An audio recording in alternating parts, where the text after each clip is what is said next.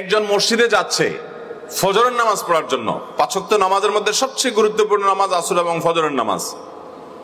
মুনাফিকের খাতা থেকে নাম কেটে যায় ফজর এবং এশা যে পড়তে পারে, আর ফজর এবং এশা যার জন্য পড়া কষ্টকর, মুনাফিকের লক্ষণ তার ভিতরে আছে। তাহলে একটা মানুষ যখন ফজর নামাজ পড়তে যায় সে তো সমাজের এলিট শ্রেণীর মুসলমান, ক্রিম মুসলমান, সবচেয়ে আপার ক্লাসের মুসলমান। এই আপার ক্লাসের মুসলমানটা ফজর নামাজ পড়তে যাওয়ার সময় অনেক সময় দেখা যায় কোনো মানুষকে, আমি তো বহু দেখেছি ঢাকায়, যে আপনার ময়লার পলিথিনটা বাসা থেকে নিয়ে উনি ফজর নামাজ দিকে যাচ্ছেন, যাওয়ার সময় নিজের বিল্ডিং এর সামনে একটা খালি জায়গা আছে, উপর থেকে ছুঁড়ে ফেলে দিলেন খালি জায়গায় দিয়ে, উনি বিসমিল্লাহ বলে ছুটছেন হয়তো আবার, এরপর তিনি মসজিদে চলে গেলেন। এরকম মুসলমান আমাদের সমাজে খুব অল্প না অনেক বেশি? এই যে কাজটা করলাম, কাজটা কি হালাল হলো না হারাম হলো? হারাম। এরপরে আপনি চিপস খেয়ে বিস্কিট খেয়ে আপনি ঠোঙাটা আস্তে করে ছেড়ে দিলেন রাস্তায়, এই ঠোঙাটা বাতাসে নিয়ে ফেললো ড্রেনে, এই ড্রেনে পানি জমলো এবং জলাবদ্ধতা তৈরি হলো, সামান্য বৃষ্টিতেই সব তলিয়ে গেল। এমনিতেই নানা দিক থেকে অবকাঠামোগত দুর্বলতা তো আছেই, এর মধ্যে আবার আপনি মরার উপরে ঘোড়ার ঘাড় মতো করে ঠোঙ্গা ফেলাইলেন। আপনার ঠোঙ্গা আপনার মতো এরকম আরো 100 জন ফেললো, 200 জন ফেললো, এগুলো যেতে যেতে ড্রেনে জ্যাম হয়ে এলো, পানি জমে গেল। এমনকি ওই পানি থেকে, সেখান থেকে আপনার এডিস মশা জন্ম নিয়ে, সেই মশা কোনো মানুষকে কামড় দিয়ে ক্ষতিগ্রস্ত করে, অসুস্থ করে, এমনকি মৃত্যুর মুখেও পতিত করতে পারে। আপনি কিন্তু জানলেন না, ওই যে ফেলে দিয়ে চলে গেলেন। ডাব খেয়ে ডাবের খোসাটা, মালাটা আপনি ফেলে দিয়ে চলে গেলেন। এই মালা, সেখানে বৃষ্টির পানি জমলো, সেখানে মশা তৈরি হলো, সেই মশার মধ্যে এডিস মশা তৈরি হয়ে সেই মশা কোনো মানুষকে দংশন করে দেখা গেল তার ইমিউন সিস্টেম দুর্বল বা কোনো কারণে সে মৃত্যু মুখে পতিত হয়ে গেল বা সাফার করলো, অনেক টাকা খরচ হয়ে গেল। এই ধরনের আমাদের অজান্তে গুনাহ হয় কি হয় না বলেন? কিন্তু এই কাজগুলোকে আমরা কি গুনাহ মনে করি? কয়জন মানুষ গুনাহ মনে করি বলেন? সম্মানিত ভাইরা আমার, শুধুমাত্র এগুলাই নয়, আমরা যখন কথা বলি, আমি গতকালকে কোন এক জায়গায় খুব ভালো একটা মসজিদে সালাত আদায় করেছিলাম, তো দেখি যে সেই মসজিদের একজন নিয়মিত মুসল্লি, মাশাআল্লাহ খুব লম্বা দাড়িও আছে, পাঞ্জাবি গায়ে আছে, মাথায় টুপিও আছে, বোঝা যাচ্ছে উনি প্র্যাকটিসিং মুসলমান। ওনার কোন একটা সমস্যা নিয়ে উনি ফোনে আলাপ করছেন, দুনিয়াবী সমস্যা, এমন জোরে জোরে আওয়াজ করছেন যে আশেপাশে মানুষের নামাজের কেরাত ভুলে যাওয়ার উপক্রম। এই ধরনের ঘটনাগুলো আমাদের সমাজে এত বেশি হয় যে আমরা এগুলো খেয়ালই করি না যে আমার দ্বারা আরেকটা মানুষের কষ্ট হচ্ছে বা কষ্ট হতে পারে। আপনি ঢাকা শহরের সর্বত্র দেখবেন যে প্রায় সময় বিয়ে শাদী উপলক্ষে একটু বেশি দেখা যায়, অন্য সময় দেখা যায় যে হাই ভলিউমে গানের আওয়াজ শুনি আমরা, আছে না নেই? আমাদের তরুণরা হাই ভলিউমে গানের আওয়াজ শোনার অভ্যাস আছে না নেই? তরুণদেরকে যদি বলেন যে ভাই গান শুনতে চান শুনেন, আপনি আস্তে শুনেন, আপনি জোরে আওয়াজ দিয়ে শুনছেন কেন? তো যুবক কোলাপর অনেক সময় বলে, হুজুর এটা হাই ভলিউমে শুনলে এটা একটা আলাদা একটা ফিলিংস আছে। এটা তো আপনাদের বোঝার কথা না।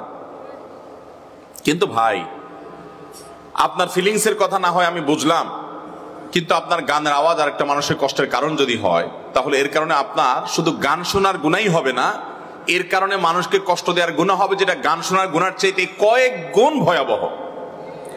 আপনি গান শুনছেন একা একা, সেটার কারণে আপনার আমল নামাতে যেই গুনাহ লেখা হবে, যে অপরাধ লেখা হবে, সেই অপরাধটা আল্লাহ চাইলে মাফ করে দিতে পারেন। আল্লাহর হক এটা জটিল, খুব জটিল ইস্যু না। যদি আপনি তওবায়ে নাসুহা খাঁটি অন্তরে তওবা করেন, আর কখনো করবেন না, ফিরে আসেন, আল্লাহ মাফ করবেন, এ আশা করা যায়। কিন্তু আপনি হাই ভলিউমে শোনার কারণে যে মানুষগুলোর বিরক্তির কারণ হলো, কষ্টের কারণ হলো, কথা বলতে পারলো না, তাহলে এই মানুষগুলোকে কষ্ট দেওয়ার কারণে আপনার আমল নামাতে যে গুনাহ লেখা হবে, শতবার গান শোনার কারণে অত ভয়াবহ গুনাহ আপনার আমল নামা লেখা হবে না। শুধুমাত্র সেটা, ইসলাম যে কত সুন্দর। আমাদের প্রিয় নবী সাল্লাল্লাহু আলাইহি সাল্লাম মসজিদে নববীতে ইতিকাফরত অবস্থায় এক সাহাবী একটু জোরে জোরে কোরআন তেলাওয়াত করছে। এতক্ষণ তো গানের কথা বললাম, জোরে জোরে কোরআন তেলাওয়াত করছে, এবং তার জোরে জোরে কোরআন তেলাওয়াতের কারণে স্বাভাবিকভাবে আশেপাশে অনেকের ধ্যানমগ্নতা ডিস্টার্ব হচ্ছে, কেউ জিকির আজকার, কেউ নামাজ পড়ছেন।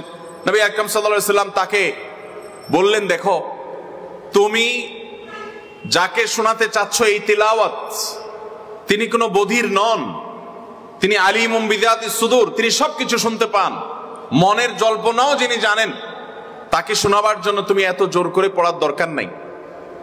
তার মানে আশেপাশে লোকদের কষ্ট হচ্ছে, নবী করিম সাল্লাল্লাহু আলাইহি ওয়াসাল্লাম তাকে উচ্চ স্বরে অর্থাৎ স্বাভাবিক স্বরের চাইতে অনেক বেশি জোরে, যাতে মানুষের ডিস্টার্ব হয়, সেইভাবে কোরআন তেলাওয়াত করতে নিষেধ করেছেন। অথচ আমাদের এই সমাজে দেখবেন যে অনেকে মা বাবার মারা যাওয়ার পর বা কোনো এরকম আনুষ্ঠানিককে কেন্দ্র করে মাইক লাগিয়ে হাফেজ সাহেবদেরকে ভাড়া করে এনে কোরআন তেলাওয়াত করায়। আছে না নাই বলেন? এই কোরআন তেলাওয়াত করানোর কারণে সওয়াব তো হবেই না, বরং গুনাহ হবে। এর মানে এই ব্যাপারে কোনো সন্দেহ করার কোনো সুযোগ নাই। মোহতারাম হাজরিন, ইসলাম আমাদেরকে সেই সুন্দর জীবন যাপন করতে বলেছে। আমাদের অজান্তে কত মানুষ যে কষ্ট পাচ্ছে সেটা আমরা হয়তো অনেকে খেয়াল করি না। আমাদের বিশেষ করে যখন বয়সে তরুণ থাকি আমরা, আমাদের তরুণ বন্ধু যুবক যারা আছেন, শরীরে কয়েকজন একসাথে একটু ভাবসাব চলে আসে, আসে কি আসে না? খুব ভাবসাব চলে আসে শুনলে। তখন এবার গান শুনবেন, ডেক সেটে হাই ভলিউমে আপনি গান শুনবেন, কেউ কিছু বলবে সাহসই পায় না। অনেক সময় দেখা যায় পাবলিক পরিবহনে, বাসে বা যে কোনো গাড়িতে কয়েকজন বন্ধু বান্ধব যুবক উঠছে, এমন ভাবে আড্ডা জমায়া দেয় যে কয়েকজন পশু যদি একসাথে উঠে, ধরেন কয়েকটা কুকুর, কয়েকটা গরু, কয়েকটা ছাগল আপনি কোন একটা বাহনে একসাথে তুললেন, ওরাও একসাথে কয়েকজন হওয়ার পরে হইচই করে আশপাশে বসবাসের পরিবেশ অযোগ্য করে ফেলবে, এরকম করে না? করে? কিন্তু মানুষ করে। এই জন্য আল্লাহ তাআলা এই শ্রেণীর মানুষকে বলেছেন উলাইকা কাল আনআমি বাল হুম আদাল, যে তাদের হিতাহিত জ্ঞান যখন নাই, এই মানুষগুলো চতুষ্পদ জন্তুর চাইতে আরো কি, আরো নিকৃষ্ট, আরো খারাপ, আরো পথহারা। চতুষ্পদ জন্তু এত খারাপ হয় না। ভাইরা আমার, শহরে জীবনে বিশেষ করে ঢাকা শহরের মতো যেই শহরে এত ঘনবসতি, এত বেশি আমরা কাছাকাছি বসবাস করতে হয়, ছোট্ট শহর, অনেক মানুষ, এখানে এজ এ মুসলিম আমাদেরকে প্রতিটা মুহূর্তে হিসাব করতে হবে। ইভেন আমি ফোনে কথা বলছি পাবলিক পরিবহনে, আমার ফোনে কথা বলাটা আশপাশে কোনো মানুষের ধ্যানমগ্নতা ব্যাঘাত সৃষ্টি করছে কিনা। আমি একবার কোন একটা বাসে দেখছিলাম যে এক আল্লাহর বান্দা, উনি ওয়াজ শুনতেছেন মোবাইলে খুব জোরে জোরে, একবার সম্ভবত আমার ওয়াজই শুনতেছিলেন। তো উনি মনে করছেন যে আমি আসি, আমার ওয়াজ শুনতেছেন, আমি খুশি হব আর কি। আমি বললাম, ভাই এই ন্যাক্কারজনক কাজটা আপনি না করলেও পারতেন। আপনি ওয়াজ শুনবেন ভালো কথা, আপনি হেডফোন লাগাই নেন, আপনি ইয়ারফোন লাগাই নেন, লাগে আপনি ওয়াজ শুনেন। কিন্তু আপনার ওয়াজের আওয়াজ আশেপাশে অনেক মানুষের বিরক্তির কারণ হতে পারে, কষ্টের কারণ হতে পারে। এটা ইসলাম না, এটা ইবাদত না, এটা গুনাহ, এটা সওয়াবের কাজ না। আজকের এই মাহফিলের মাইক কোথা 4 নম্বর রোডে বোধহয় লাগানো হয়েছে, সেখানে সম্ভবত যৌক্তিক কারণ ছিল, মহিলারা আছেন তাদের জন্য লাগানো হয়। এর আশপাশের লোকজন আমাকে মেসেজ করছে যে ভাই আপনি নাকি মাহফিলে আসবেন, এই মাইকের আওয়াজে তো আমাদের জীবন অতিষ্ঠ হয়ে যাচ্ছে। আমি জানাই দিয়েছি ওনাদেরকে, আমি অর্ধেক পথে আসছি, বললাম আমি ব্যাক করলাম, আমি যাব না, আমি মাহফিলে আসবো না, আমি জানাই দিয়েছি ওনাদেরকে, যদি মাইক বন্ধ না হয়। আলহামদুলিল্লাহ ওনারা মাইক বন্ধ করবে, আমি বললাম ঠিক আছে, আমি আসলাম। ঢাকা শহরের এই ঘনবসতি, এই জায়গায় আপনি যদি কয়েকটা মাইক লাগান, যারা ওয়াজ শুনতে চাইছে তারা আসছে, তাদের গরজ আছে, যার গরজ নাই তারা জোর করে ওয়াজ শোনানোর কথা ইসলাম আপনাকে বলছে? হ্যাঁ, মহিলাদের ওখানে যদি আওয়াজ দিতে হয় তাহলে ওখানে ভিতরে কোনো বক্স সেট করে দেন, সেখানে কোনো ছোটখাটো মাইক লাগাই দেন যে তাদের মধ্যে আওয়াজ হয়, কিন্তু আপনি রাস্তার মধ্যে মাইক দিয়ে দিবেন, এটা তো কোনো ইবাদত হতে পারে না। যাই হোক, ভাইরা কারেকশন করেছেন, সংশোধন করেছেন, হয়তো তারা খেয়ালও করেন নাই।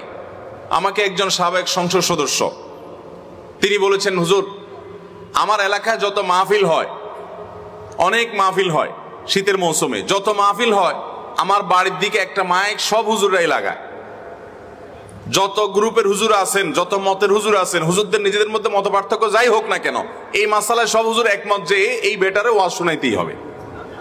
এই জন্য মাইকটা আমার বাড়ির দিকে একটা লাগায় দেয়, এমন ভাবে লাগায় দেয় যেদিন মাহফিল হয় ওই দিন আমরা বাসায় ছটফট করা ছাড়া উপায় নাই। কারণ আমরা অনেকে হার্টের রোগী, অনেকে বৃদ্ধ মানুষ আছে বাসায়, মোবাইলে কথা বলার মতো কোনো অবস্থা থাকে না ওই 12টা-1টা পর্যন্ত, হুজুরদের ওয়াজ থামার আগ পর্যন্ত। ভাইরা আমার, এটা ইসলাম না, এটা দিন না। আপনি যদি গ্রামীণ পরিবেশ হয় যে ঠিক আছে আশেপাশে সব মানুষ ওয়াজ শোনার জন্যই প্রস্তুত, সেখানে আপনি মাইক বাইরে লাগাতে পারেন, সেটাও সহনীয় পর্যায়ে, যাতে বিরক্তির কারণ না হয়। এই এলাকাতে অন্য ধর্মের মানুষ থাকতে পারে কি পারে না? তারা আমাদের এই ওয়াজ শোনার জন্য তো প্রস্তুত না, কিন্তু আমি জোর করে যদি শোনাই, একটা হলো তার কাছে মৃদুভাবে এর আওয়াজ চলে গেল, সেটা একটা বিষয়, কিন্তু আমি জোর করে শোনালাম, এটা ইসলাম হতে পারে। আল্লাহ আমাদেরকে বুঝার তৌফিক দান করুন।